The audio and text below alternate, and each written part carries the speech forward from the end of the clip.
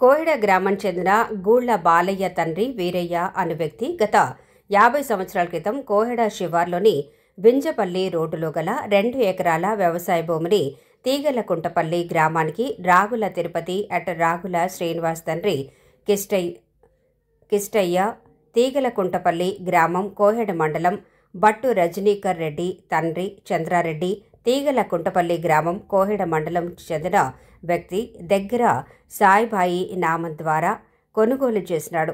అట్టి భూమిని ఉద్దేశపూర్వకంగా మోసం చేసి పై ఇద్దరు వ్యక్తులు ఒక్కొక్కరికి 1 ఎకరం చొప్పున రిజిస్ట్రేషన్ చేసుకున్నారు.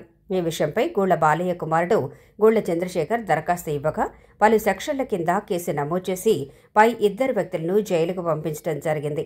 అమాయక రైతులను టార్గెట్ చేస్తూ వారి యొక్క భూములను ఆన్లైన్లో చేయిస్తామని మరియు రిజిస్ట్రేషన్ చేపిస్తామని వారి నుండి ఎక్కువ మొత్తంలో డబ్బులు వసూలు చేస్తూ వారిని బెదిరింపులకు గురి చేస్తున్నారు. మోకాపై ఉన్న రైతును కూడా మోసం చేస్తూ అతనికి కావలసిన రిజిస్ట్రేషన్ వేరు అక్రమంగా రిజిస్ట్రేషన్ చేసుకుంటున్నారు. ఈ విషయం వెలుగులోకి రావడంతో బాధితులు కోహెడ పోలీస్ స్టేషన్ను ఆశ్రయించగా కోహెడ ఎస్ఐ గారు పి అభిలాష్పై ఇద్దరు వ్యక్తులపైన పలు సెక్షన్ల కింద కేసు నమోదు చేసి దర్యాప్తు చేస్తున్నారు. మన ఛానల్ని చూస్తున్న ప్రతి ఒక్కరూ సబ్స్క్రైబ్ చేసుకొని లైక్ చేసి షేర్ చేయడం మర్చిపోకండి.